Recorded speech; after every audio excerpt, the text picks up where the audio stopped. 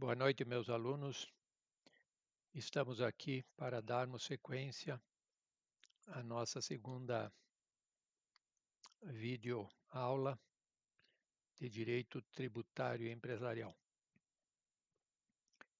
Então, na aula número 1, nós iniciamos enfocando os tópicos básicos, tópicos de fundamental importância, daquele importante capítulo que se chama Direito Constitucional Tributário.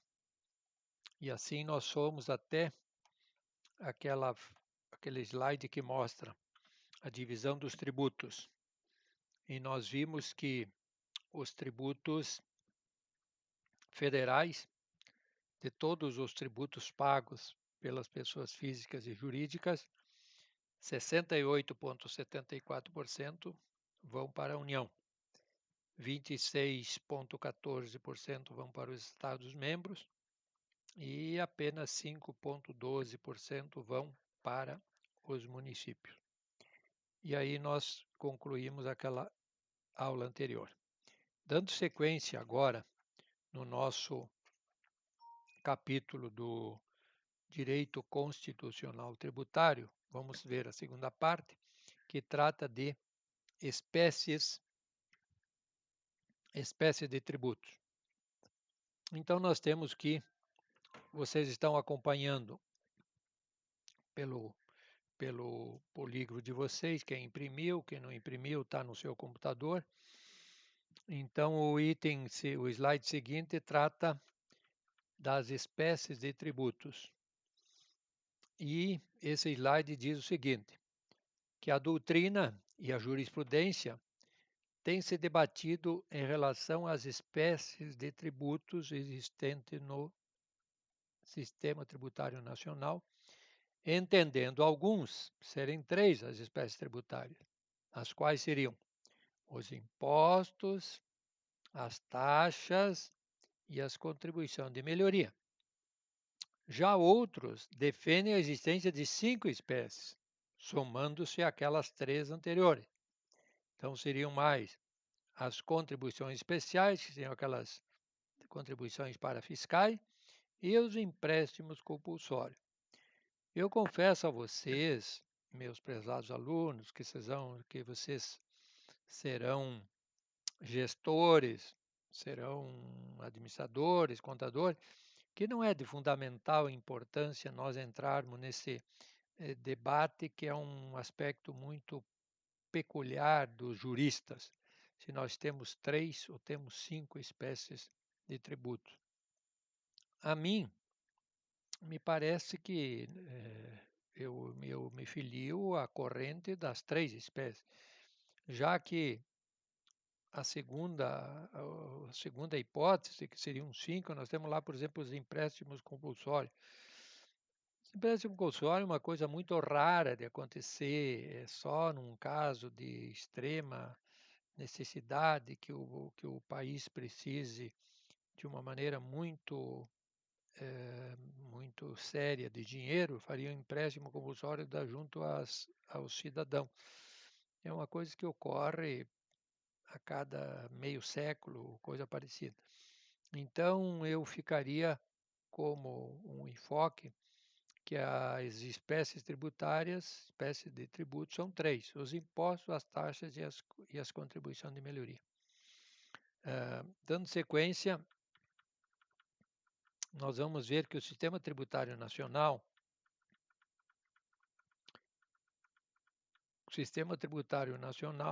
nós temos que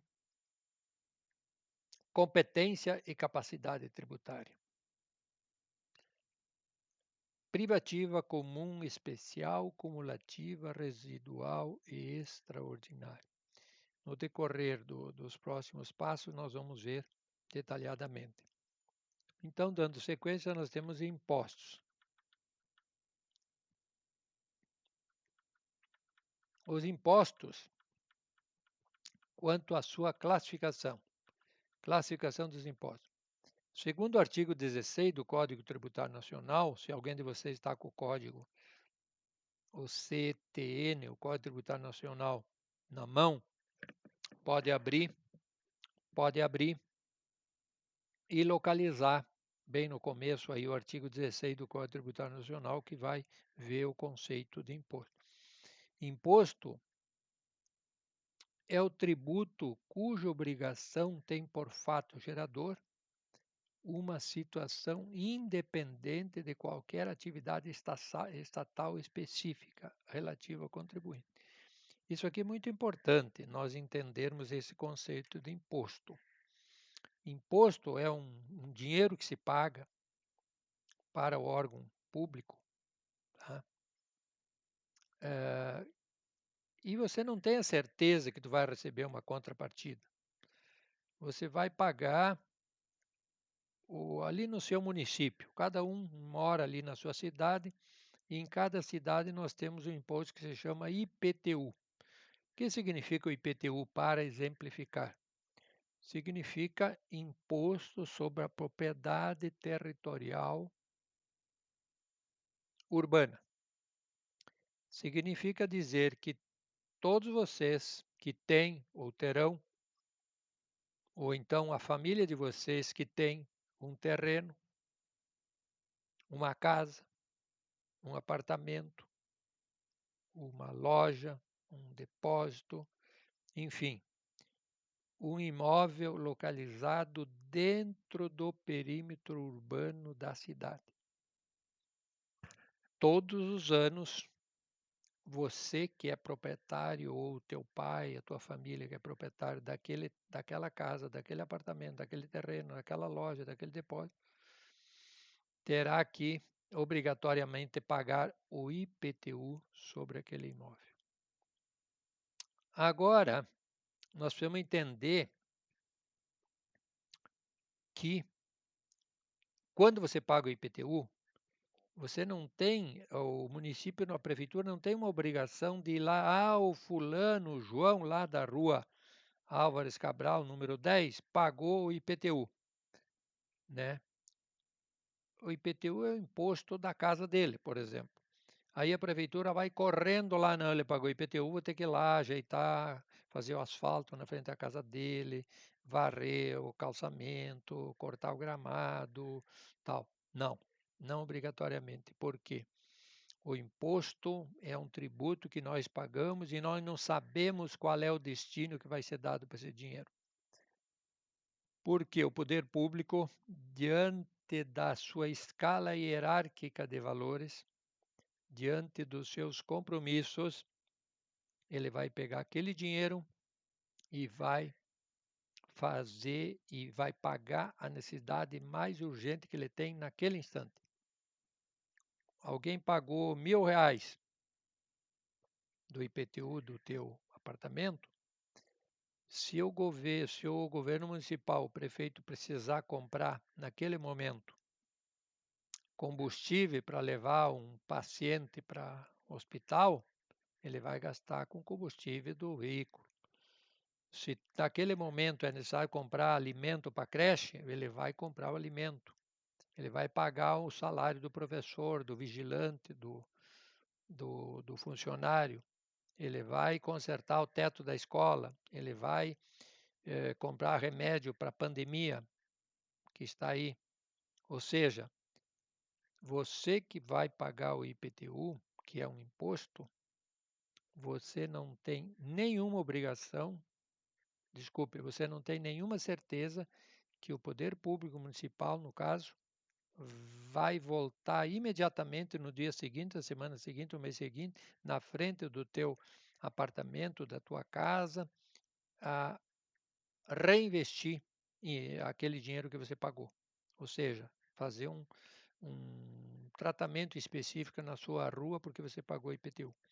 Não, porque imposto a gente paga e não se sabe, entra no cofre comum do município, do estado, da União, e os poderes públicos, federal, estadual, municipal, vai gastar aquele dinheiro, talvez imediatamente, numa função que não poderá ter nada a ver com o problema da rua, do asfalto, do calçamento na frente da tua casa. Ele vai gastar sanando a necessidade mais urgente que ele tem. Isso é peculiar do imposto, tanto o imposto municipal quanto estadual ou federal. Não há contraprestação direta pelo Estado. O que o senhor fez com esse dia? Não deu satisfação. Eu paguei as contas que eu tinha mais urgente para pagar. Quando é imposto. Portanto, não há contraprestação direta pelo Estado de qualquer serviço ou obrigação. É tributo não vinculado, não tem vinculação nenhuma. Pagou, entrou no cofre, o governo paga o que achar que tem necessidade e deu. Não é um tributo não vinculado cuja arrecadação é usada na administração como um todo, sem finalidade específica, aquilo que eu acabei de falar. Vou pagar a conta mais urgente que eu tenho agora. Os impostos servem para o custeio das despesas públicas gerais. É o dia a dia. Tem que comprar papel higiênico, tem que comprar alimento para a creche, tem que pagar folha, tem que comprar combustível para a máquina. Por isso que os impostos servem para o custeio das despesas públicas gerais, ou seja, a receita arrecadada é utilizada para o financiamento de serviços públicos indivisíveis e universais do Estado. Do Estado que eu digo é a União, Estado membro e município. Não tem uma contrapartida direta. Esta é a característica do imposto, dos impostos, tanto federais quanto estaduais ou municipais. Quanto à repercussão da carga tributária, os impostos podem ser classificados como impostos diretos e impostos indiretos. O que seria um imposto direto?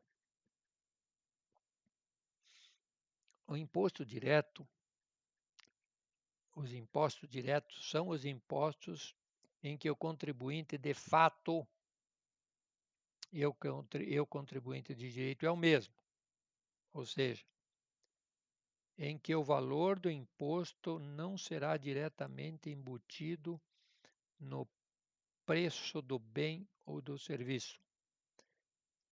Por isto, quem suporta o seu ônus é o próprio realizador do fato gerador. Exemplo, imposto de renda. O imposto de renda, se você ganha um salário razoável, ou alto, ou muito alto, você vai pagar o imposto de renda. Então, é você e mais ninguém que vai pagar aquele imposto. Tá? Não existe, não tem como repassar. Se você ganha um salário alto, você retém na sua fonte pagadora da empresa que você trabalha 27,5% do total do seu ganho. E você o que foi o fato gerador? O fato gerador foi você, que é uma pessoa competente, fez faculdade, esclarecida, fez um teste, uma seleção, você foi recrutado, selecionado e contratado para ser gestor daquele grupo empresarial. Ganha 30 mil por mês. Você vai entrar na escala de 27,5% do imposto de renda retido na fonte. E a empresa pegadora vai reter do teu salário e vai repassar para a Receita Federal. Note bem, qual foi o fato gerador? Quem é que gerou esse imposto? Você, graças à tua competência. Se você fosse uma pessoa despreparada, estaria trabalhando como auxiliar de escritório, auxiliar de pedreiro, ganhando um salário mínimo ou um pouco mais. Pagaria imposto? Não. Como você é uma pessoa com competência, você foi contratado para exercer uma função mais elevada e, consequentemente, o salário condizente com essa função. Você, quem é que fez o fato gerador? Você, tua competência, tua capacidade. Quem é que vai pagar esse imposto? Você, não existe outro. Tá? Então, esse é o imposto direto. Você causou imposto e você paga. Imposto sobre o patrimônio. Se vocês falarem com os pais de vocês, que eventualmente são um pouco mais antigos, os avós de vocês, principalmente, ou até um bisavô de vocês, o que se fazia com o dinheiro até algum tempo atrás? Quando sobrava dinheiro, você comprava terra, vai pagar um imposto, que se chama o ITR, Imposto Territorial Rural. Ou você pegava esse dinheiro que sobrou, você comprava imóvel na cidade, casa, apartamento, terreno, loja, fábrica, depósito. Vai pagar o IPTU, Imposto sobre a Propriedade Territorial Urbana.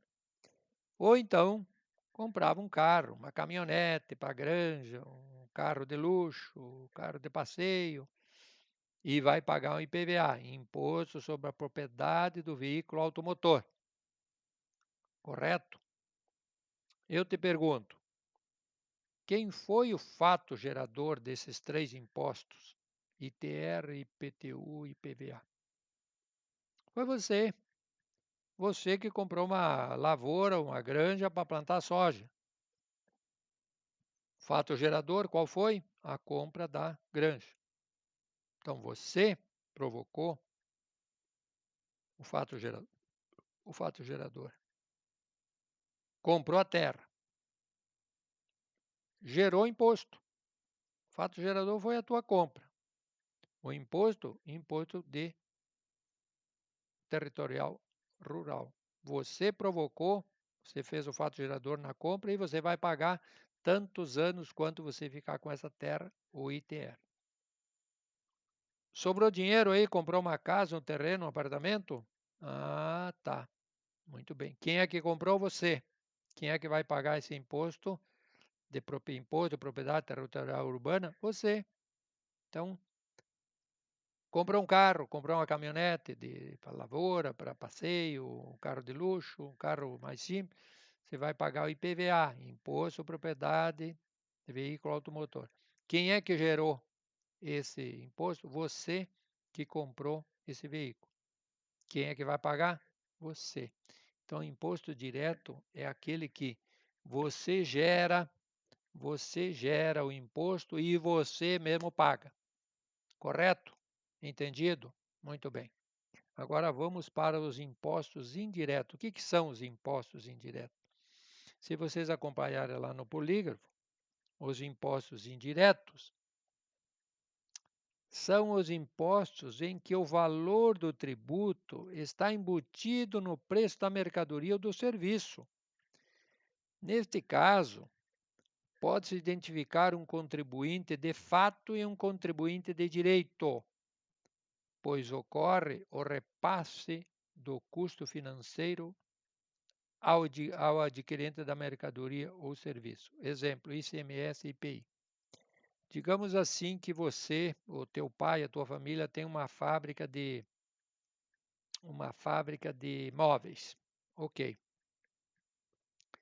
Quando vocês produzem um caminhão cheio de móveis e vão vender esses móveis lá na cidade de Uruguaiana, que é na divisa do estado,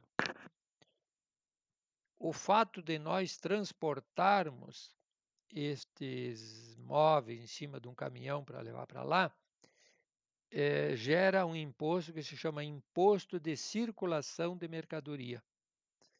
Esses móveis estão saindo lá da cidade de Lagoa Vermelha, de Caxias, de Flores da Cunha, para serem transportados para Uruguaiana, lá para Alegrete, para uma cidade e tal. Vai atravessar o estado. O que vai acontecer? Esses bens que vocês produziram, eles estão circulando dentro do estado. Saiu da fábrica, estão circulando até o consumidor. O que você vai fazer?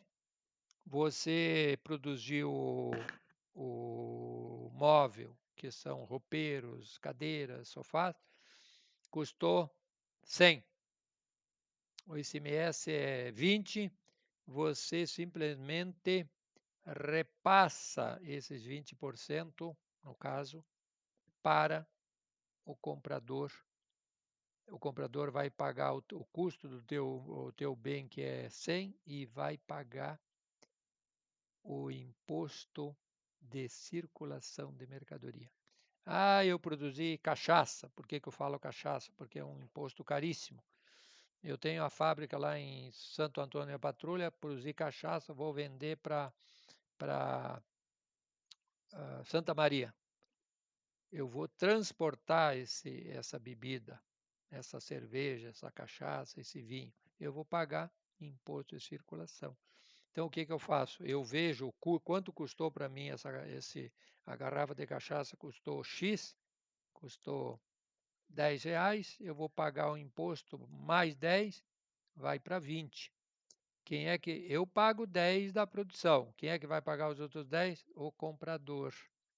Então, o imposto indireto é aquele que, na realidade, eu divido, eu que sou industrial, pago o preço do produto e repasso, tá, para o comprador o imposto.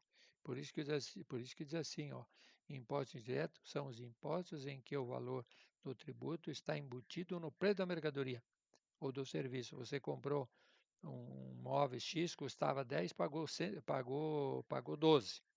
Custava 100, pagou 120. Neste caso, posso identificar um contribuinte de fato, aquele que produziu, e o contribuinte de direito, aquele que comprou, pois ocorre o repasse do custo financeiro ao adquirente da mercadoria ou do serviço. Quem vai pagar sou eu, mas eu estou cobrando de você. Tá? Esses, então, são os impostos indiretos que normalmente acontecem com os impostos industrializados, tá? Onde tem os impostos ao produto industrializado, tá? E sobre e o ICMS. Ok? Vamos adiante agora. Bases de tributação. Bases de tributação. Classificação dos impostos pelo Código Tributário Nacional. Impostos sobre o patrimônio e a renda. Impostos sobre a produção e a circulação. Impostos sobre o comércio exterior. Impostos especiais. Essas são as 4 grandes classificações dos impostos definidos pelo Código Tributário Nacional. Vamos ver aqui uma espécie de um gráfico, assim, só para ter uma noção básica aqui, ó. Modelo tributário brasileiro. Nós temos aí naquele gráfico, 2 círculos, aí nós temos distribuição da carga tributária por tipo de tributo, 100% da arrecadação não previdenciária. Então, nós temos aqui no mundo, à esquerda o nosso gráfico no mundo e no Brasil. Então, no mundo nós temos o imposto sobre bens e serviços, 33%. Imposto sobre a renda no mundo, se paga muito imposto de renda, mais que nós, 46%. Imposto sobre a propriedade, 7%. E outros impostos, 14%. Isso no mundo. Tá? No Brasil, os impostos sobre os bens e serviços é quase o dobro da média do mundo, 33 para 63. O imposto de renda cai de 46 para 26. A propriedade cai de 7 para 4 e outros impostos de 14 para 7. Então, notem bem que no Brasil pesa muito o imposto sobre bens e serviços, ou seja, ter um bem nesse país custa caro. Ter o teu terreno, teu veículo, tá? Custa caro, você paga muito imposto. Países desenvolvidos, tá? Como nós temos aqui essa fonte é do FMI, e Secretaria da Receita Federal. Países desenvolvidos, média dos países, tipo a Noruega, Dinamarca, Suécia, Estados Unidos, França, Japão, Áustria, Holanda, Canadá, Singapura, Alemanha, Reino Unido, Austrália e Itália. Tá? País da América Latina, média dos países. Então, o Brasil, Argentina, Chile, Costa Rica, Venezuela, Panamá, Peru, México e Bolívia. Ok. Então, essa aqui é uma comparação. Se nós pudéssemos comparar os tributos no Brasil, você paga muito tributo sobre os bens e os serviços que se presta no Brasil. Tá. Ok. Dando sequência. Quanto ao objeto de incidência, nós temos os impostos que se dividem, então, em impostos reais e impostos pessoais. O que são impostos reais? Impostos reais são aqueles que incidem sobre bens, sobre rendimentos, sobre a coisa. Não leva em conta a situação pessoal do sujeito passivo. Quem é o sujeito passivo é aquele que paga. Quem é o sujeito ativo é aquele que cobra. Portanto, nesse país, em se tratando de tributos, o sujeito ativo será a União, se o imposto for federal, os Estados membros do Distrito Federal, se o imposto for estadual, a Prefeitura, se o imposto for municipal. Então, o sujeito ativo, federal, União, municipal, Estado, estadual, Estado e municipal, a Prefeitura. O sujeito passivo, obviamente, é as pessoas físicas e jurídicas que são obrigadas a pagar o tributo. Então, nós temos que,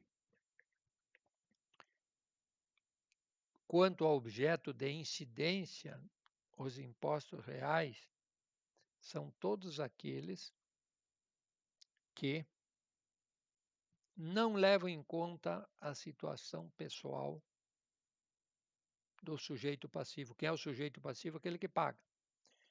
Se na tua cidade de Casca, ou de Carazinho, ou de Soledade, tiver lá uma pessoa que tem 50 terrenos no centro da cidade, ele vai pagar IPTU dos 50 terrenos, a mesma alíquota estabelecida pela Câmara de Vereadores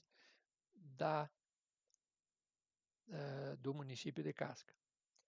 Se tiver uma pessoa com um pouco de menos condições, que só tem um terreninho e a casinha dele, ele vai pagar a mesma alíquota de IPTU daquele que tem 10, 20, 40, 50 ou mais terreno. Certo? Por quê? Porque o imposto real não leva em conta a situação pessoal do sujeito que paga, porque a lei não diz assim, ó, se o cara tem 10 terrenos, 20 ou 50, paga um pouco mais e quem só tem um paga um pouco menos. Não. É uma alíquota de tanto por cento que incide em cima do imóvel. Se um magnata tiver 100 imóveis na cidade, o imposto vai ser aquele. E se alguém tiver um imóvel, único imóvel, vai pagar a mesma coisa. A mesma coisa é o ITR. Daqui a pouco, dentro da zona rural aí do teu município, tem um sujeito que tem 5 granjas e outro só tem uma pequena. Todos eles vão pagar imposto territorial rural da mesma alíquota, porque quanto à classificação real, ele não leva em conta a situação pessoal do sujeito passivo. Se ele tem um, tem dois, ou é mais rico, um pouco mais pobre. É aquela alíquota e deu. Então, isso quanto à incidência, ou quanto ao objeto da incidência real. Agora, o pessoal. O que é a incidência no aspecto impostos pessoais? são aqueles que levam em conta a situação pessoal do sujeito passivo. Olhem bem como é lindo e é fácil isso aqui. Digamos que você está começando na vida, você é auxiliar de escritório, você é office boy, é ajudante, é escriturário, é servente de obra. Então, normalmente, essas funções que a gente está começando na vida são salários relativamente baixos, 1.000, 1.500, um pouco mais. Como o salário é um pouco baixo, você não pega a faixa do imposto de renda para pagar, então tu não paga nada em imposto de renda. Tá? Depois que tu vai pagar 7, 15, 22 e 27, ou 27,5. Então, notem bem, esse imposto, quanto à incidência, quanto ao objeto de incidência, o imposto, quando eles são pessoais, é quando leva em conta a condição, a situação pessoal do sujeito passivo, que é quem paga o imposto municipal, estadual, federal. Né? Então, conforme eu expliquei, você estou ganhando um salário extraordinariamente alto, você vai pagar um imposto de renda muito elevado, que é 27,5% do salário que você ganha. É quase um terço do teu salário. Tá, em contrapartida, na outra ponta, o cara é mais pobrezinho, está começando na vida, auxiliar de escritório, ganha 1.500, 1.700, não paga nada. Então, por quê? Porque você leva em conta a situação pessoal do pagador, ganha muito pouco, não paga nada. Melhorou, paga um pouco. Melhorou mais, paga mais. Ganhou um salário extraordinariamente alto, vai pagar um imposto extraordinariamente alto, condizente com aquela faixa salarial. Ok, então quanto à incidência, reais e pessoais. Agora, quanto à alíquota. Quanto à alíquota, nós temos que são os proporcionais e os fixos. O que são os impostos proporcionais? Ocorre quando temos alíquotas que incidem sobre a base de cálculo. Por exemplo, imposto ITIV, Imposto de Transmissão Intervivos.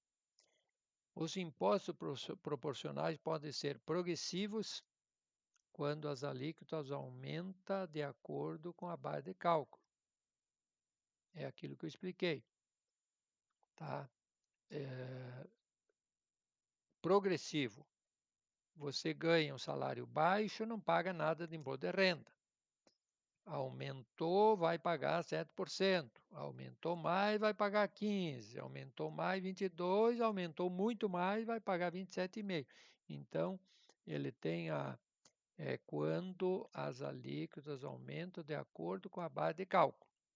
Tá? Obviamente, a tua base de cálculo, tu ganha pouco, não paga nada, ganha muito, paga 27,5%. Conforme se calcula em cima do teu salário. Tá? E aí tu vai pagar um imposto proporcional ao teu salário, por isso que ele é progressivo. Agora, regressivo é quando as alíquotas diminuem de acordo com a base de cálculo. Digamos assim, por exemplo, o ITR. O ITR é um imposto, além de ser um tributo, ele tem um efeito pedagógico. Por quê? A nova Constituição prevê que nós temos que dar o destino, que é o cunho social da propriedade. Então, se a família de vocês tem uma granja lá que planta soja, ela é muito bem cuidada, tem um rio com as margens preservadas, tem áreas de floresta não destruídas, tem aguada, tem terra cultivável, tudo organizado, bonito, conforme manda a norma, tá? O que acontece? O teu ITR vai ser regressivo, porque você está usando bem, administrando bem a propriedade, está produzindo alimentos, tem um açude, produz peixe, tem as reservas, respeitou a nascente do rio, está perfeita a tua propriedade, é modelo. O que acontece? A alíquota do ITR baixa, por isso que ele é regressivo, ele tem efeito pedagógico. Agora, daqui a pouco, tem lá uma propriedade lá no interior, uma granja grande, bonita. Morreu o pai lá, a filharada não quer mexer com a terra. Foram trabalhar na cidade, foram embora e ficou aquela propriedade abandonada. Ou seja, você não vende, não produz, não cuida, está lá abandonado. O que acontece? Você não está dando um destino adequado àquela propriedade, correto? Então, o ITR vai aumentar, porque você não está dando um cunho social, não está levando em consideração do objetivo social da propriedade, que é produzir, e se você não quer produzir, não é obrigado. Agora, você tem duas alternativas. Aluga para um interessado que está a fim de plantar, colher e cuidar, ou você vende, para que seja dado uma finalidade produtiva e não um abandono. O que a ideia do legislador, o que a ideia do legislador foi no sentido de dar um aproveitamento racional da propriedade, não deixá-la abandonada quando tem tanta gente querendo produzir riqueza, cuidar bem da propriedade. Então, se você não quer produzir, o pai morreu, os filhos não querem tocar, tudo bem. É um direito teu. Agora, vocês têm duas alternativas. Ou vão arrendar, alugar para alguém plantar e cuidar e ganhar um arrendamento, ou vocês vão vender. Não dá para deixar lá abandonado. Se deixar abandonado, o ITR vai aumentar progressivamente. Por isso que os proporcionais são progressivos quando o imposto aumenta conforme aumenta a base de cálculo, e regressivos quando o imposto, no caso o ITR, um exemplo, diminui. Além de ser proporcionais, eles são fixos. Ocorre quando a lei fixa em uma certa quantia o valor do imposto, o ISS para profissionais liberais. Então, na cidade de vocês, que pode ser Casca, pode ser Carazinho, pode ser Soledade, pode ser Passo Fundo, tá? Obviamente, na cidade de vocês tem muitos profissionais liberais, que são médico, dentista, advogado, contador, administrador, agrônomo, veterinário, engenheiro, arquiteto, são todos profissionais liberais. E esses profissionais liberais, para ser um profissional liberal, tem que colar grau, receber o diploma, se inscrever no órgão competente, no caso, o advogado, a OAB, o contador no CRC, administrador no CRA, o engenheiro no CREA, arquiteto no CAL. Cada profissional deve se inscrever na sua entidade profissional para receber a carteira profissional e poder exercer a profissão. Aí, com o teu diploma, apresentou, tem que inscrever no órgão de classe. Repito, cada profissional tem o seu. Se é médico, tem o CREMER, ou CREMER, se quiser. O dentista tem o Conselho Regional de Odontologia. Tá? Cada um procura sua entidade de classe, inscreve e recebe a carteira. Com essa carteira, tu vai na prefeitura da cidade e pede um alvará de estabelecimento como profissional liberal. A prefeitura te dá um alvará, vai vistoriar a tua sala, tal, para ver se está tudo bem, e te libera um alvará. A partir deste momento que você tem a carteira profissional de habilitação para exercer aquela função. E você tem também o alvará da prefeitura, você pode exercer normalmente a tua profissão na tua cidade, seja contador, economista, administrador, advogado, agrônomo, etc., engenheiro, médico, dentista. Ok? Então, algumas prefeituras cobravam ou cobram um percentual sobre o teu ganho. Tá? Então, você, teoricamente, teria que dar uma nota fiscal para todos os teus clientes, tá? Para todos. E no fim do mês você deu tantas notas e ganhou tanto dinheiro. Eu ganhei 100 mil. Então, normalmente o ISS é tipo assim, 2%, cada município tem a sua alíquota. 2% do total do ganho. Se você ganhou 100 mil, você recolhe 2 mil de imposto para a prefeitura da tua cidade a título de ISS, que é o Imposto sobre o Serviço que você prestou como profissional liberal naquela cidade. O que acontece? Tem um probleminha. Quando a alíquota é dada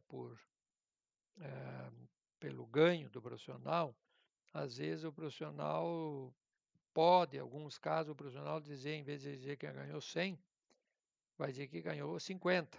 Consequentemente, vai recolher 2%, não sobre 100 que ele ganhou, e sim sobre 50 que ele disse que ganhou. O que acontece? A prefeitura, em vez de receber 2%, que é 2 mil sobre 100, vai receber 2% sobre 50, que dá 1.000.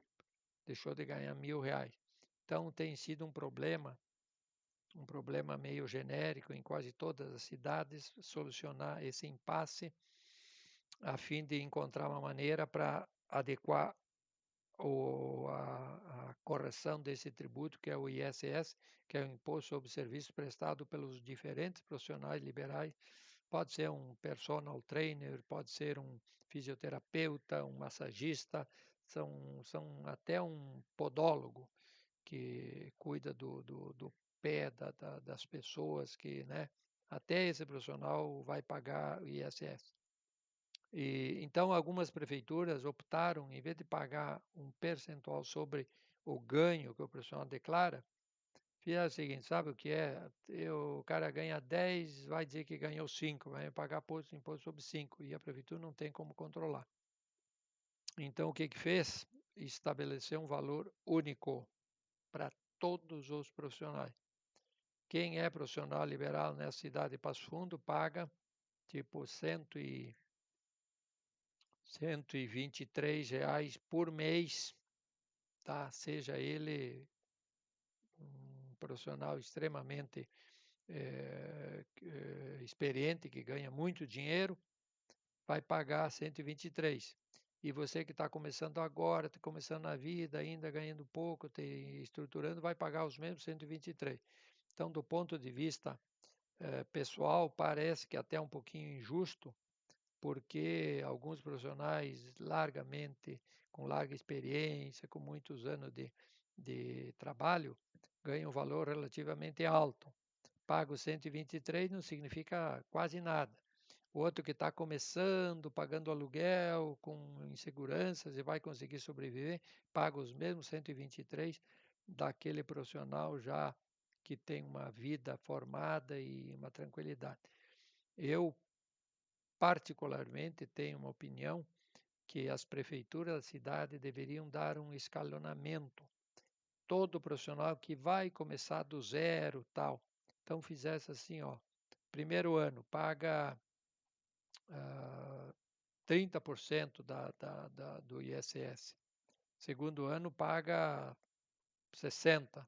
E o terceiro ano, então, começa a pagar 100%. Porque dando um ano, 2 de prazo, ele consegue se estruturar e se posicionar e começar a trabalhar, ganhar dinheiro e pagar.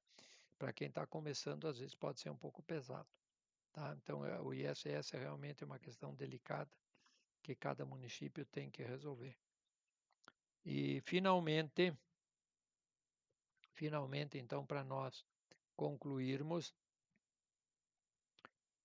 a aula de hoje, eu quero dizer para vocês que todos os impostos que se pagam nesse país, eles estão muito bem divididos dentro da Constituição Federal.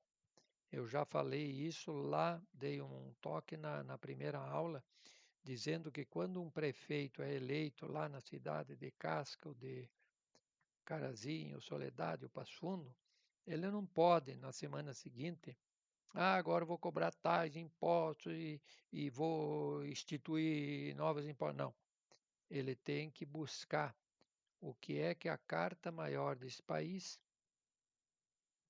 e previu que eu, como prefeito da minha cidade, posso cobrar dos meus contribuintes quais impostos que estão lá definidos.